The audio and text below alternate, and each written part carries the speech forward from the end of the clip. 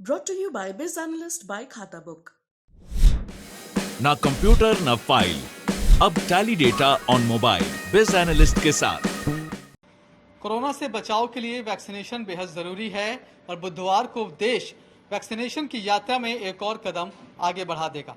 बुधवार से 12 से 14 साल तक के बच्चों का वैक्सीनेशन शुरू हो जाएगा। इस वक्त हम दिल्ली के राम मनोहर लोहिया अस्पताल में मौजूद हैं और इसके वैक्सीनेशन सेंटर पर तमाम तैयारियां पूरी हो चुकी हैं। इस तरह से जो बैनर हैं, पोस्टर हैं, वो चस्पा कर दिए गए हैं।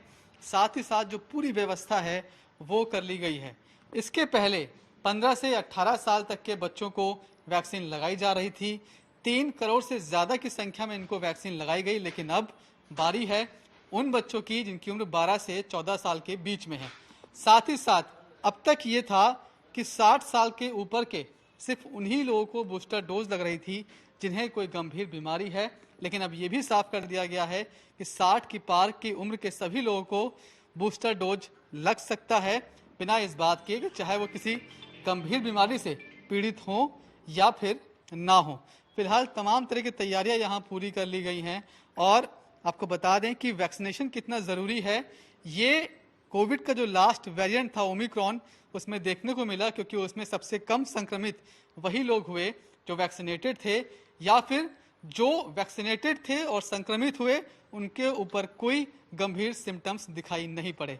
कुल मिलाकर वैक्सीनेशन की दिशा में ये एक नया कदम है। जाहिर तौर पर जिस तरह से चीन में लगातार मामले बढ़ते जा रहे हैं, अगर कोविड का नया वेरिएंट यहाँ पहुँचता है तो ये सबसे अच्छी बात होगी कि अब कम से कम 12 से 14 साल की उम्र के जो बच्चे होंगे वो भी इससे पूरी तरह सुरक्षित हो पाएंगे।